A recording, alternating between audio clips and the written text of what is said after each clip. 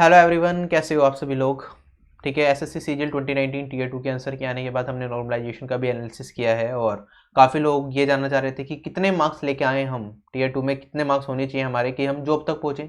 क्योंकि आपको भी पता है जो रिजल्ट है टीयर 2 का वो डिक्लेयर किया जाएगा 20 फरवरी को। उसके बाद टीयर 3 का रिजल्ट आएगा कहीं जाके और उसके बाद स्किल टेस्ट, डॉक्यूमेंट वेरिफिकेशन, सारी चीज़ें चलेंगी। लेकिन जितने भी एग्जाम्स हैं जिनके मार्क्स छूटने हैं वो हो चुके हैं। टीयर 2 के आंसर की से हमें आइडिया भी लग चुका है कि हमारे कितने मार्क्स आए हैं, राइट। और नॉर्मलाइजेशन के एनालिसिस के बाद ये भी आइडिया लग गया है कितने मार्क्स बढ़ सकते हैं। तो अब बारी है सेफ स्कोर की कितना हो सकता है, क्योंकि प्रोसेस तो बहुत लंबा चलने वाला है और मैं नहीं चाहता जिन लोगों के सिलेक्शन के बिल्कुल भी चांसेस नहीं है वो यहाँ पे इस रिजल्ट का वेट करते रहें और अपना काफ़ी ज़्यादा टाइम वेस्ट करें इस चीज़ में। ठीक है, तो ये वीडियो उन लोगों के लिए बहुत ज़्यादा हेल्पफुल रहेगी जो लो स्कोरर्स हैं, वो अपनी लाइफ में एक आगे डिसीजन ले पाएंगे। वो या तो किसी और एग्जाम पे शिफ्ट होंगे या फिर अगले साल का पेपर भी होना है सीजीएल का, जिसका नोटिफिकेशन दिसंबर में ही निकलना है, तो उस फॉर्म को फिल करेंगे और उसकी तैयारी बहुत अच्छे से करेंगे। तो मकसद सिर्फ इतना सा है इस वीडियो से कि आपको अपनी प्रेजेंट स्टैंडिंग पता चले। ठीक है, बाकी मैं यहाँ पे कुछ सेफ स्कोर जो भी चीज़ें बताऊंगा वो सारी मेरी ओपिनियंस होंगी, राइट। तो आपके ऊपर है, आप उसे मानना चाहो या ना मानना चाहो। ठीक है, तो कोई भी आप एक डिसीजन तो मत लेना उसे ध्यान में रखते हुए, लेकिन आपको काफ़ी हद तक आइडिया लग जाएगा क्योंकि हम जो भी चीज़ें बताएंगे वो सारा डेटा पे बैक्ड होगा। मतलब डेटा के बेसिस पे मैं सारी चीज़ें बताऊंगा, जो आप लोगों ने डेटा दिया उसी चीज़ को यूज करते हुए मैं सारी चीज़ें आपको बताने वाला हूँ इस वीडियो में। आई होप ये वीडियो आपको पसंद आए और आपकी मैक्सिमम क्वेरीज का सोल्यूशन आपको इसी वीडियो के अंदर मिल जाए। सबसे पहले मैं शुरू करता हूँ।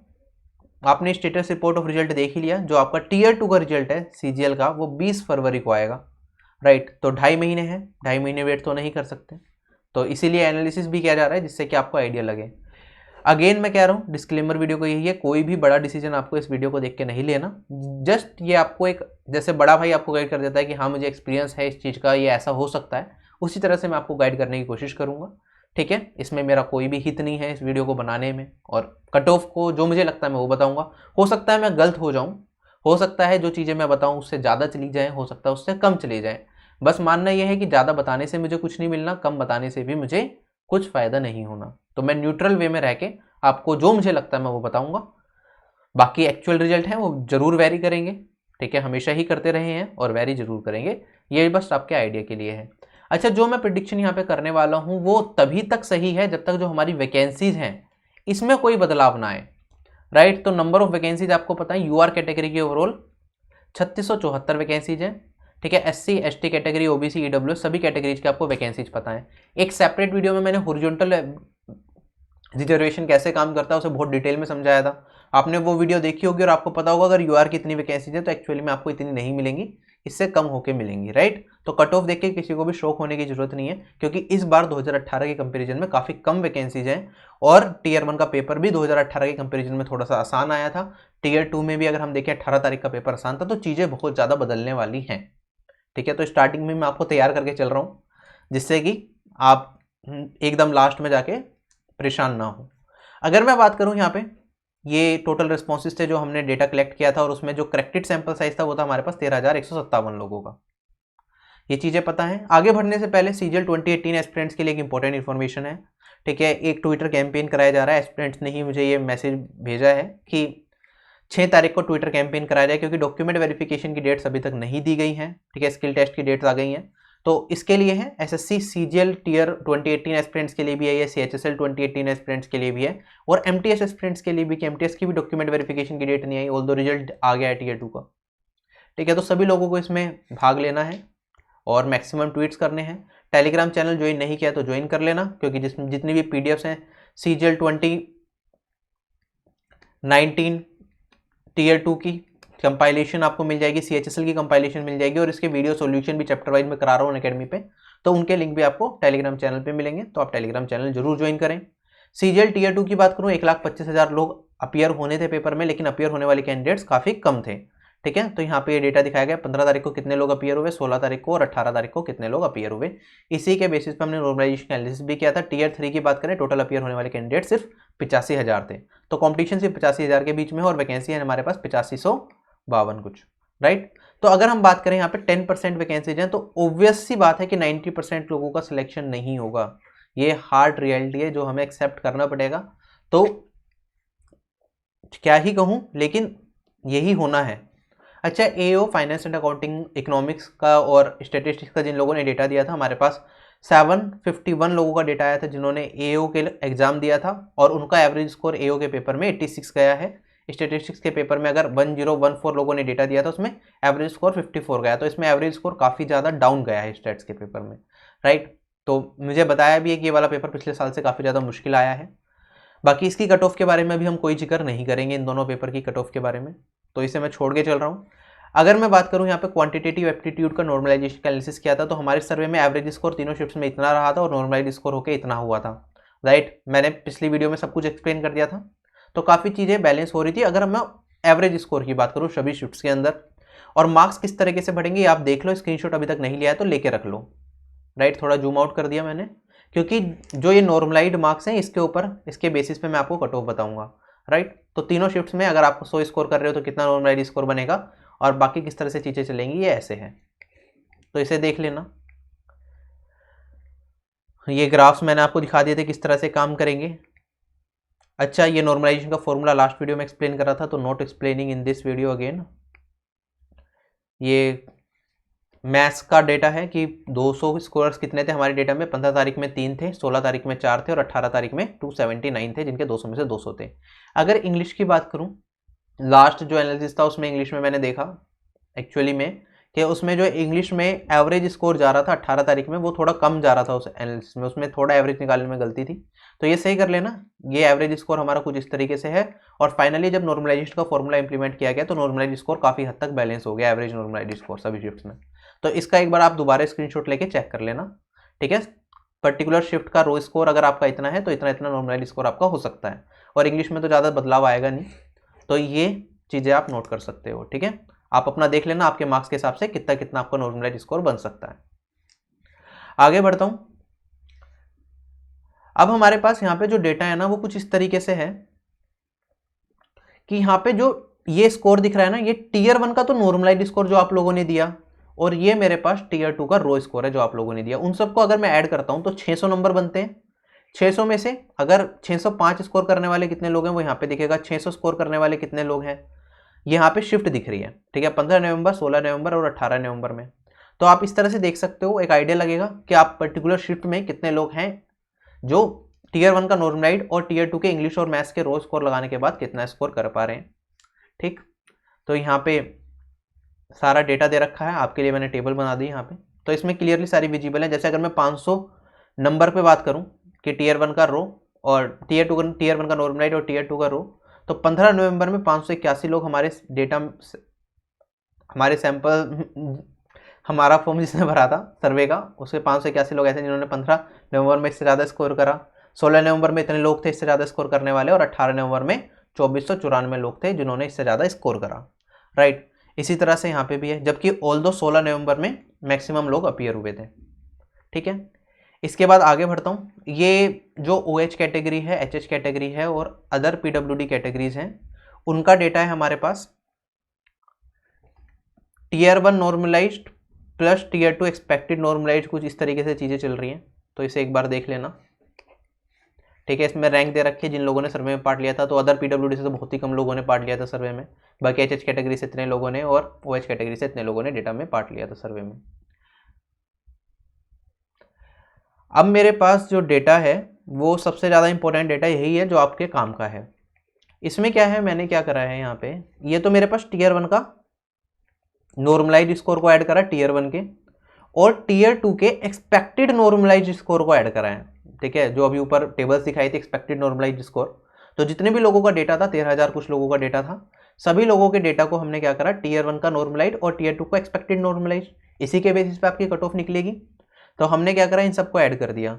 तो अगर मैं देखता हूँ कैटेगरी वाइज, आप यहाँ पे अपनी रैंक भी चेक कर सकते हो कैटेगरी वाइज कितनी जा रही है, और यहाँ पे 13,000 कुछ लोगों का डेटा था, तो हमारे पास यहाँ पे ये ओवरऑल रैंक देख सकते हो आप। जैसे कि अगर सपोज करो आपके टोटल अभी टीयर 1 का नॉर्मलाइज्ड और टीयर 2 का एक्सपेक्टेड नॉर्मलाइज्ड मिला के 600 नंबर बन रहे हैं, तो यूआर कैटेगरी में आपकी रैंक जा रही है 121। अगर मैं बात करूँ ओबीसी कैटेगरी में 46, ईडब्ल्यूएस कैटेगरी में 19, एससी कैटेगरी में 1, और अगर मैं ओवरऑल बात करूँ तो आपकी जो रैंक जा रही है हमारे सर्वे में 13,000 लोगों के डेटा में, ये जा रही है 188 के आसपास, सभी कैटेगरीज को मिला के। क्या ये चीज़, ये टेबल समझ आ गई आप सभी लोगों को किस तरीके से चल रहा है? अब इसमें जैसे जैसे मैं नीचे जाता रहूँगा, आप देखते रहो यहाँ पे 595, 590, इसी तरह से जैसे अगर मैं 550 नंबर पे आता हूँ ना, एक्सपेक्टेड नॉर्मलाइज्ड स्कोर 550 बन रहा है टीयर 1 और टीयर 2 का, तो यहाँ पे यूआर कैटेगरी से स्कोर करने वाले 550 से ज़्यादा लोग जिनके हैं वो 1926 कैंडिडेट्स हैं। ये नंबर इंपॉर्टेंट है। अगर मैं बात करूँ यहाँ पे ओबीसी कैटेगरी से इतने हैं, ईडब्ल्यूएस कैटेगरी से इतने हैं, एससी कैटेगरी से 70 हैं और एसटी कैटेगरी से सिर्फ 22 लोग हैं।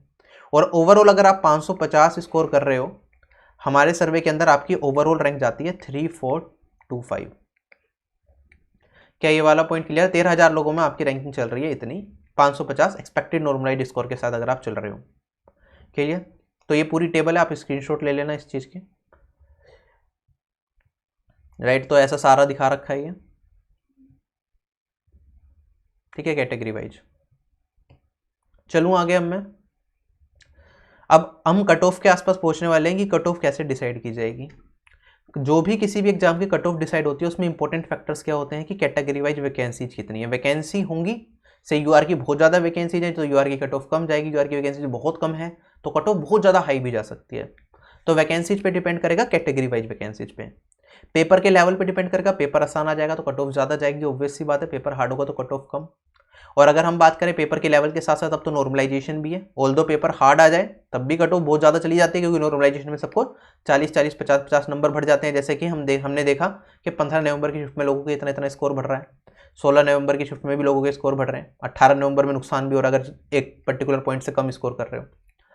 कंपटीशन इस बार बहुत इंपॉर्टेंट फैक्टर है, क्योंकि सीजीएल 2018 और सीजीएल 2019 सेम ही लेवल पे हैं। तो सीजीएल 2018 के जो टॉपर्स हैं, रैंक 15, रैंक 18, मेरी उनसे भी बात होती है, तो वो लोग भी क्या हुए हैं 2019 के एग्जाम में अपीयर हुए हैं।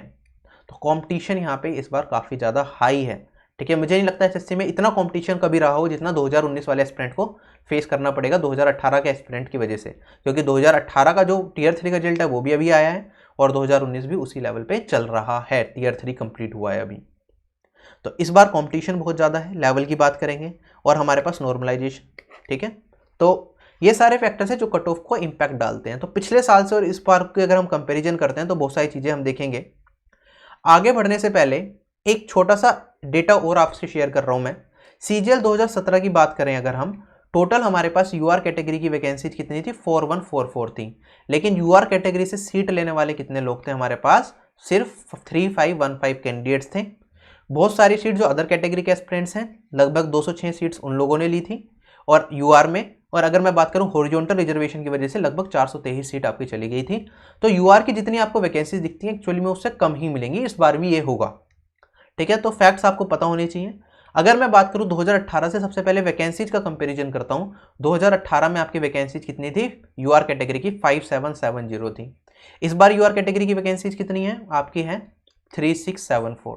अगर मैं बात करूं 3674 में जो लोग होंगे जो यूआर कैटेगरी के होंगे जिन्हें जॉब मिलेगी, वो लगभग आपके पास 3,000 के आसपास होंगे, 3100 या 3200 मैक्सिमम।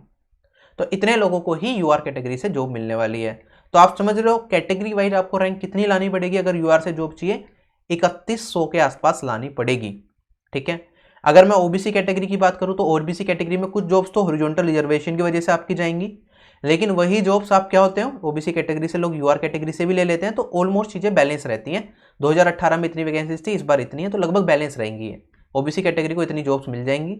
अगर मैं एससी कैटेगरी की बात करूं, एसटी कैटेगरी की बात करूं, तो इन्हें अपनी तो वैकेंसीज मिलती हैं, बाकी थोड़ी एक्स्ट्रा ही मिल जाती हैं, क्योंकि यूआर कई बार यूआर की वैकेंसीज ले लेंगे अनरिजर्व कैटेगरी की, ठीक है। और जो अदर कैटेगरीज हैं ये बहुत ही कम चांस होता है कि एससी या एसटी कैटेगरी की वैकेंसीज कम होती हैं, तो इन्हें पूरी जो वैकेंसीज मिलेंगी अपनी, यूबीसी को भी लगभग पूरी मिल जाएंगी, यूआर की वैकेंसीज कम हो जाएंगी। तो कहीं ना कहीं हॉरिजॉन्टल वैकेंसीज वाली, अगर ओवरऑल मैं बिग पिक्चर को देखूं तो सारी हॉरिजॉन्टल वैकेंसी जितनी भी हैं, ये एक्स सर्विसमैन की हो गई, ये सारी की सारी वैकेंसीज, इन सबको आप टोटल करोगे लगभग ये 600 के आसपास बनेंगी मेरे पास। ये सारी यूआर में से घटेंगी और लगभग, ठीक है, डिटेल में समझना हो हॉरिजॉन्टल वैकेंसीज कैसे काम करता है, डिस्क्रिप्शन बॉक्स में लिंक मिल जाएगा, राइट। लेकिन एक्चुअली में अगर मैं यूआर की बात करूं तो यहाँ पे 3,031 के आसपास वैकेंसीज बचेंगी खाली यूआर कैटेगरी के लिए। क्या ये ओबीसी एससी एसटी के लिए लगभग इतनी, ओबीसी के लिए लगभग इतनी मान सकते हो आप, ईडब्ल्यूएस के लिए भी लगभग इतनी मान सकते हो। क्या ये वाला पॉइंट मेरा क्लियर हो गया? चलो अब आगे बढ़ते हैं। अगर मैं फिर से अपने फॉर्म पे लेके जाऊं, थोड़ा सा आपको रेडी कर रहा हूं एक्चुअल कट ऑफ पे पहुंचने से पहले, ठीक है, क्योंकि मुझे भी डर लग रहा है बताते हुए। अगर हमने कहा यूआर कैटेगरी से आपकी टोटल वैकेंसीज कितनी है, लगभग 3000 के आसपास मिलेंगी, तो हमारे फॉर्म में एक्सपेक्टेड नॉर्मलाइज्ड स्कोर से अगर मैं चलूं टीयर 2 तक का, तो 530 तक तो ऐसे लोग हैं जो 3000 से ज्यादा यूआर कैटेगरी में, 3000 से ज्यादा यूआर कैटेगरी के लोग हैं जो 530 से ज्यादा स्कोर कर रहे हैं। तो एक पिक्चर तो आपकी ये क्लियर हो गई कि अगर हमारे एक्सपेक्टेड नॉर्मलाइज्ड स्कोर से आपका स्कोर क्या है, 530 से कम बन रहा है टीयर 1 और टीयर 2 मिला के, तो आपका चांस यहां पे है बिल्कुल 0। हार्ड फैक्ट, बिल्कुल 0% चांस है अगर आपके इससे कम बन रहे हैं मेरे हिसाब से। तो बिल्कुल मतलब आपको अगले साल की तैयारी में लग जाना चाहिए अगर टीयर 2 तक नॉर्मल स्कोर आपका इतना बन रहा है। पहली चीज, अभी यहाँ पे 550 भी लिखा है और नंबर्स भी लिखे हैं, तो ये चीज आपको समझ आई। ऐसे ही अगर ओबीसी कैटेगरी से बात करूंगा, ओबीसी कैटेगरी से 2100-2200 कुछ वैकेंसीज हैं, तो अगर मैं यहाँ पे ये वाला डेटा लूँ, तो अगर आप 520 के आसपास स्कोर कर रहे हो ओबीसी कैटेगरीज में या 520 से कम स्कोर कर रहे हो हमारे सर्वे के हिसाब से, तो आपके चांस 0 हैं। ऐसे ही SC ST कैटेगरी की बात, EWS कैटेगरी की बात करूंगा, तो 510 से अगर कम स्कोर कर रहे हो तो आपके चांसेस 0 हैं। SC कैटेगरी में अगर मैं बात करूं 480 से कम स्कोर कर रहे हो तो चांस बिल्कुल 0 है सिलेक्शन के। और ऐसे ही अगर मैं ST कैटेगरी की बात करूंगा तो इससे कम स्कोर कर रहे हो तो आपके चांसेस बिल्कुल 0 हैं। एक्सपेक्टेड नॉर्मलाइज्ड स्कोर, ठीक है, जो हमने नॉर्मलाइजेशन का फॉर्मूला इंप्लीमेंट करा है, अगर आप वो यूज करते हो तो इससे चांसेस मेरे हिसाब से बिल्कुल कम है, निल है। तो आपको अभी आंख बंद करके इस वीडियो को यहीं छोड़ना है और अपनी तैयारी में लग जाना है फ्यूचर एग्जाम्स की या फिर किसी और एग्जाम की। ये ट्रू है, इसमें कोई बदलाव नहीं आएगा, मतलब इससे कम है तो कोई चांस है ही नहीं बिल्कुल भी। बाकी इससे ऊपर भी है तो भी चांस बहुत कम है, लेकिन इतने में तो चांस नहीं है। आगे बढ़ता हूं क्योंकि ये मैंने वैकेंसी से ही कंपेयर करा है और हमारे सर्वे में सिर्फ 13,000 लोगों का डेटा है, एक्चुअली में 85,000 लोग हैं। तो 13,000 में ही अगर चांस नहीं बन रहा तो 85,000 में कैसे चांस बनेगा, ठीक है। तो ये चीज क्लियर हो गई। अगर मैं बात करूं 2018 से, पहली चीज तो हमने देखा ये वैकेंसीज में कितना ज्यादा डीप है, वैकेंसीज काफी हद तक कम हो रही हैं। अगर टोटल मेरी 2018 में 11,271 वैकेंसीज हैं, तो 2019 के अंदर इतनी कम वैकेंसीज है और यहाँ पे एक EWS कैटेगरी भी आ गई। यूआर कैटेगरी की बात करूं तो वैकेंसीज हमारी क्या हो गई, लगभग 2/3 हो गई, ठीक है। 57,019 से भी भाग दोगे तो 3800 बननी चाहिए, तो 2/2 से भी कम वैकेंसीज है इस बार, ये मानना पड़ेगा हमें। तो वैकेंसी कट इसकी वजह से, जो वैकेंसीज कम है इसकी वजह से 10 से 15 नंबर का कट ऑफ पे नॉर्मल तरीके से ही यूआर की ज्यादा जानी चाहिए। क्लियर है ये वाला पॉइंट, पहला पॉइंट क्लियर। आगे बढ़ते हैं, दूसरे पॉइंट की बात करूं, CGL 2018 टीयर 1 और CGL 2018-19 टीयर 1 की कट ऑफ को अगर हम देखें तो हमें भी पता है 2018 के कंपैरिजन में 2019 का पेपर थोड़ा सा इजी था। कट ऑफ में भी ये चीज रिफ्लेक्ट हुई, बट अगर हम बात करें 2018 में 1,50,000 और 2019 में 1,25,000 कैंडिडेट्स को बुलाया गया, वो एक अलग पॉइंट है। फिर भी अगर मैं यूआर की कट ऑफ देखूंगा 2018 में आपकी 137 थी, और यहाँ पे अगर 2019 में टीयर 1 की कट ऑफ देखता हूँ यूआर की तो ये 147 है। तो ये 25,000 लोग जो आपके हैं यहाँ पे इन 10 नंबर में वो नहीं आएंगे। तो बेसिकली यहाँ पे पेपर इजी की वजह से भी 5 नंबर का फर्क एटलीस्ट कट ऑफ में देखने को मिला है हमें पिछले साल से, अगर मैं कंपेयर करता हूँ, ठीक है। तो 10 से 15 नंबर का यहाँ पे, 5 नंबर का यहाँ पे पिछले साल से अगर कंपेयर करें तो इतनी ज्यादा जानी ही चाहिए। CGL 2018 और CGL 2019 के एस्पिरेंट सेम लेवल पे हैं, सारे के सारे अपीयर हुए हैं, तो इसकी वजह से भी कट ऑफ पे 3 से 4 नंबर का जरूर फर्क पड़ेगा, मिनिमम इतना तो पड़ेगा। अगर मैं बात करूं पिछली बार का, अगर हम देखते हैं तो पिछली बार का जो 11, 12 और 13 तारीख में पेपर हुआ था 2018 के अंदर, उसमें लेवल फिर भी मेंटेन था। मैथ्स में अगर हम बात करें तो हाई स्कोर पे आपके 15 से 20 नंबर ही बढ़े थे मैक्सिमम 13 तारीख में, ठीक है। ईजीएस शिफ्ट में और हार्डेस्ट शिफ्ट में जो इंक्रीज था क्वांट सेक्शन के अंदर, जिनके अच्छे नंबर थे, उनमें सिर्फ 15-16 नंबर का इंक्रीज देखने को मिल रहा था। लेकिन इस बार लेवल में आ गया बहुत ज़्यादा डिफरेंस, तो 15, 16 और इस बार जो 18 तारीख को पेपर हुआ है इसमें इंक्रीज चेंज आ रहा है, लगभग 50-50 नंबर का भी अगर मीडियम स्कोर्स पे बात करें, और हाई स्कोर्स पे 30 नंबर का डिफरेंस आ रहा है, ठीक है। अभी हमने स्टार्टिंग में डेटा में देखा है। तो ये जो 30 नंबर का गैप है ये भी कट ऑफ में इंक्रीमेंट देखने को हमें मिलेगा, क्योंकि इस बार जो हम मान के चल रहे हैं एक्सपेक्टेड नॉर्मलाइज्ड स्कोर, पिछली बार 11 तारीख को कंपेयर करता हूँ अगर इस बार के 16 तारीख के पेपर से, तो पिछली बार 11 तारीख के पेपर में अगर आपके 170 आ रहे थे और इस बार 16 तारीख के पेपर में से थोड़ा सा हार्ड भी मान लो चलो तो 165 भी आ रहे हैं आपके। फिर भी आप यहाँ पे एक चीज नोट कर सकते हो, तो यहाँ पे तो इस बार 160, 165 आप लेके आओगे तो 205 बन जाएंगे। पिछली बार तो आपके 170 के आसपास रह गए थे, ऐसा कुछ हुआ था, है ना। तो 2005 के आस ये 205 के आसपास बन रहे हैं 200 की, तो ये 40 नंबर का गैप भी तो मिल रहा है आपको एक्स्ट्रा। तो कहीं ना कहीं ये कट ऑफ बढ़ाएगा या नहीं बढ़ाएगा, बिल्कुल बढ़ाएगा, ठीक है। 16 नंबर के पेपर में जो लोग 200 लेके जा रहे हैं उनके 230 तक बन रहे हैं हमारे नॉर्मलाइजेशन एनालिसिस के हिसाब से, तो 30 नंबर का गैप ये भी है। तो गैप 40-50 नंबर का तो पिछले साल से वैसे ही बढ़ गया। 40 से 50 नंबर का जो कट ऑफ में टीयर 2 की कट ऑफ की बात करूंगा, अगर मैं टीयर 2 की कट ऑफ में ही 40 से 50 नंबर का गैप पिछले साल में और इस बार में आपको देखने को मिलेगा 100%। अब मैं आता हूं फाइनली पॉइंट पे कि मेरे हिसाब से जो हमारा सर्वे था उस हिसाब से अगर मैं करता हूं, जो एक्सपेक्टेड नॉर्मलाइज्ड स्कोर है उसके हिसाब से बता रहा हूं मैं। तो अगर आप टैक्स असिस्टेंट सीबीआईसी जिसकी मिनिमम कट ऑफ जाती है, यूआर कैटेगरी से 600 में से आपके 550 तक हो, ओबीसी कैटेगरी से 535, ईडब्ल्यूएस से इतने, एससी कैटेगरी से इतने और एसटी कैटेगरी से इतने हो, तो ही आपके सिलेक्शन के चांसेस बनेंगे। मिनिमम आपको इतना स्कोर करना है, इससे कम स्कोर कर रहे हो तो सिलेक्शन के चांसेस मेरे हिसाब से बहुत कम है। ठीक है, ये एक्सपेक्टेड नॉर्मलाइज्ड स्कोर जो हमने एनालिसिस किया था उसके हिसाब से है। रो स्कोर्स के हिसाब से भी बता दूंगा, लेकिन उसमें चेंजेस होंगे क्योंकि कुछ लोग होते हैं जो इंग्लिश में वीक होते हैं, इंग्लिश में 140 लेके आ रहे हैं और मैथ्स में बहुत अच्छे होते हैं, मैथ्स में 170 लेके आ रहे हैं, तो उनका तो बहुत ज़्यादा चेंज आ जाएगा। ठीक है, तो मैंने नॉर्मलाइजेशन करने के बाद जो डेटा बनता है हमारे पास, उस पर मैं बता रहा हूँ कि एक्सपेक्टेड जो सेफ स्कोर है जिससे कि आप कम से कम जॉब लेके जाओ। कट ऑफ तो बहुत कम आएगी टीयर 2 की, लेकिन जॉब अगर आपको चाहिए तो मिनिमम इतना स्कोर आपको करना पड़ेगा। 2400 ग्रेड पे के लिए 600 में से आपके लगभग इतने होने चाहिए अभी तक, ओबीसी कैटेगरी से इतने, और एक्साइज इंस्पेक्टर के लिए या 4600 ग्रेड पे के लिए 4200 ग्रेड पे के लिए आपको इतने मार्क्स की जरूरत पड़ेगी। क्या ये पॉइंट क्लियर है? और ये मैंने मिनिमम वाला पॉइंट लिया है, इससे ज़्यादा ही होगा। अगर नॉर्मलाइजेशन जैसे हमने एक्सपेक्ट किया वैसे ही हुआ तो इससे ज़्यादा ही कट ऑफ जाएगी आपकी। यहाँ पे +10 तक जा सकती है बड़े आराम से, यहाँ पे +10, यहाँ पे +10, यहाँ पे +15, यहाँ पे +15, इतना चला जाएगा आराम से। 600 में से है। अगर मैं 700 में से बात करूं तो इनमें 60 और बढ़ा लो। अप्रॉक्सीमेटली टीयर 2 का एवरेज स्कोर हमारा 60 के आसपास रहता है। पिछली बार टॉपर्स का 64 था, एवरेज स्कोर 62 था, तो मैंने 60 मान लिया। चलो इस बार तो आप मान सकते हो 700 में से अगर टैक्स असिस्टेंट की पोस्ट चाहिए तो मिनिमम आपको 610 तक की जरूरत पड़ सकती है। ठीक, ऐसे ही ओबीसी कैटेगरी से आप ऐड कर लो, बाकी कैटेगरी से ऐड कर लो। राइट, तो कट ऑफ इस बार पिछली बार से 40 से 50 नंबर का इंक्रीज मिनिमम देखने को मिलेगा आपको 2018 से। अगर मैं 15 स्कोर की बात करूं, रो स्कोर, अगर आप टीयर 1 का नॉर्मलाइज स्कोर जोड़ते हो, टीयर 2 और टीयर 3 का रो स्कोर, सॉरी टीयर 2 का रो स्कोर जोड़ते हो, तो लगभग ये आपका सेफ स्कोर हो सकता है। मिनिमम आपको इतना तो करना है। ठीक है, और अगर मैं बात करूं 16 नवंबर में, तो यहाँ पे जो मैंने स्कोर बताया ये इतना बड़ा नंबर देख के घबराना नहीं है 550, क्योंकि अगर हम बात करेंगे 15 नवंबर में जो एवरेज बंदा स्कोर कर रहा है उसके 50 नंबर बढ़ भी रहे हैं नॉर्मलाइजेशन के बाद। अगर मैं पीछे देखता हूँ यहाँ पे 15 नवंबर में अगर मैं बात करूं, यहाँ पे कोई बंदा 135 स्कोर कर रहा है तो 135 के बढ़ के उसके 187 हो रहे हैं, यहाँ पे 52 नंबर बढ़ रहे हैं। ठीक है, तो ये 550 नंबर नॉर्मलाइजेशन वाला लगाने के बाद है। क्लियर?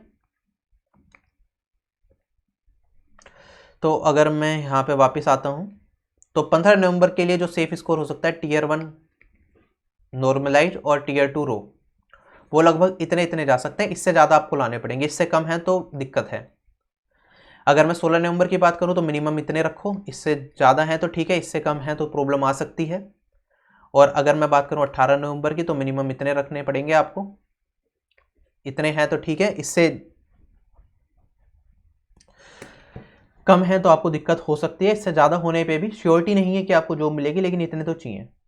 ठीक है, ये टैक्स असिस्टेंट के लिए बताया, बाकी उनके लिए 20 मार्क्स लगभग आप इंस्पेक्टर पोस्ट के लिए अपने इंक्रीज कर सकते हो। तो इतना ही था इस वीडियो में। आई होप बहुत ज़्यादा मेहनत लगी है इस वीडियो को बनाने के लिए, आपको वीडियो पसंद आई होगी, बहुत सारे लोगों की उम्मीदें भी टूटी होंगी।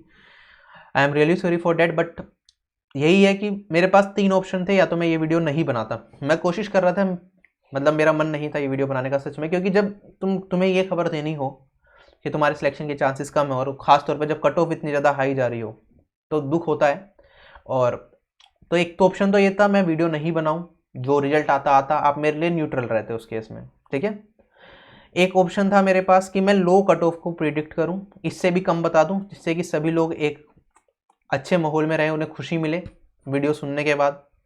राइट, वो अगर करता हूं मैं तो वो कहीं ना कहीं धोखा होगा। यहाँ पे जो मैं बता रहा हूँ ये मिनिमम है, इससे ज़्यादा ही जाएगी जितना मैंने बताया, उम्मीद इससे ज़्यादा की है, तो वो भी धोखा होता है एक तरीके से। अगर मैं ज़्यादा कम कट ऑफ को प्रिडिक्ट कर देता हूँ कि आपको खुश कर दूंगा, आप भी खुश होगे, शुभम भाई ने कह दिया, लेकिन फाइनली जब रिजल्ट आएगा पता चलेगा हमें उम्मीद कर रहे थे हमारा सिलेक्शन होगा, सिलेक्शन होगा नहीं, आपके जो 4 महीने जो आपने वेट करा और कुछ करा नहीं उस टाइम पे, वो आपका टाइम बर्बाद हो जाएगा। तो मैं वो भी नहीं चाहता करना। और एक तीसरा होता ऑप्शन था कि मैं जो मुझे लगता है मैं वो बताऊँ, चाहे वो सही हो या गलत हो, आपका रिस्पॉन्स जैसा भी हो मैं देख लूँगा, लेकिन जो मुझे सही लगा मैंने इस वीडियो में वो बताया। राइट, तो यही है मेरा एनालिसिस। बाकी इस पे बेस्ड कोई बड़ा डिसीजन तो आप नहीं लोगे, ये मैं मानता हूँ, आप समझदार हो इतने। कोई भी फैक्ट्स नहीं है, बहुत सारी चीज़ें एज्यूम्ड हैं, लेकिन जो मुझे लगा मैंने वो बताया। कोई भी ये 13,000 लोगों के डेटा के हिसाब से एनालिसिस किया गया है, एक्चुअली में 85,000 लोगों है जो रेस में है। तो बहुत सारी चीज़ें मैंने आगे पीछे करी हैं अपने हिसाब से। आई होप ये वीडियो आपको पसंद आई होगी, आपको एक आइडिया लग गया होगा फाइनली कि आप पहुंचोगे आगे तक, नहीं पहुंचोगे, आपको क्या करना चाहिए। एक अच्छा डिसीजन आप ले सकते हो। अभी सीजीएल 2020 की तैयारी करनी है तो सीजीएल 2020 की अच्छे से तैयारी कर सकते हो। अगर आपको नहीं लगता कि मेरे चांसेस कम हैं, शायद मैं इस चीज़ के लिए नहीं बना हूँ, तो आप किसी और चीज़ में भी जा सकते हो। मैं उन लोगों में से नहीं हूँ कि आपको कहेंगे, मोटिवेट करेंगे हर टाइम एक चीज़ को कि बनना तो इंस्पेक्टर ही है। नहीं, ऐसा नहीं है। We all are not made, हम सब नहीं बने हैं इंस्पेक्टर बनने के लिए। ठीक है, हो सकता है हम बहुत बड़े बड़े काम करने के लिए बने हों, राइट। हो सकता है हम जब बहुत अच्छा ना कर पाएँ, लेकिन अगर हम प्रयास करते रहते हैं तो हम ज़िंदगी में कुछ ना कुछ बड़ा ज़रूर करते हैं। और एसएससी की सिर्फ एक छोटी सी नौकरी है, राइट। इसके अलावा भी ज़िंदगी में बहुत कुछ है। अगर आपको लगता है आप इस चीज़ के लिए नहीं बने हो, तो भी आप दूसरी फील्ड में जा सकते हो और एग्जाम्स दे सकते हो। बैंकिंग के एग्जाम का पैटर्न अलग है, उसमें शिफ्ट हो सकते हो आप। रेलवे के एग्जाम्स में शिफ्ट कर सकते हो अगर आपकी इंग्लिश वीक है। बाकी एनटीपीसी के एग्जाम की डेट्स आ चुकी हैं, ठीक है। 28 तारीख से एनटीपीसी एग्जाम कराया जाएगा, उसकी तैयारी में अच्छे से लग जाओ। अगर लगता है कि कुछ नंबर से आप रह गए हो, तो सीजीएल 2020 का फॉर्म भी इस महीने निकलेगा, वो वाला फॉर्म भर देना। समझ आ रहा है ना मैं क्या समझाने की कोशिश कर रहा हूँ, राइट। ठीक है, और मैं यहाँ पे किसी चीज़ का प्रमोशन नहीं कर रहा, कोई भी चीज़ आपको नहीं कह रहा कि ये कर लो वो कर लो, राइट। ये आपकी लाइफ है, आपको सही डिसीजन लेना है, ठीक है। हो सकता है आप, कुछ लोगों को ये वीडियो बिल्कुल भी अच्छी ना लगी हो, so it's okay, I understand, but this is the reality. मैंने आपको टेबल दिखाई है ना, देखो ये तो चलो कट ऑफ जो मैं बता रहा हूँ ये मेरे हाथ में है, बट ये टेबल, यहाँ पे मैं आपको टेबल दिखा देता हूँ। ये टेबल तो वही है जो डेटा आप लोगों ने दिया है, इसमें हमारा कोई भी रोल नहीं है ज़्यादा।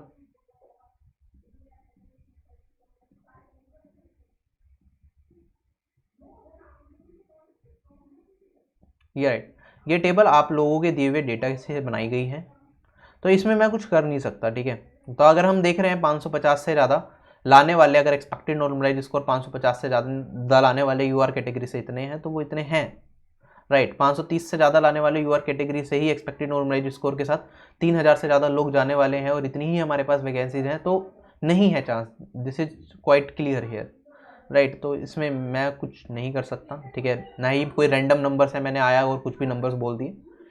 All the numbers are based on data. CGL 2018 का एनालिसिस भी किया था, उस पर बेस्ड हैं। सीजीएल 2017 में भी बहुत सी चीज़ें मैंने देखी हैं, सिलेक्शन भी लिया है 17 से 18 में भी अच्छे नंबर है। तो हर चीज़ को ध्यान में रखते हुए प्रोसेस को मैंने जिया है, राइट। तो उन चीज़ों को ध्यान में रखते हुए मैं कुछ चीज़ें बता रहा हूँ आपको।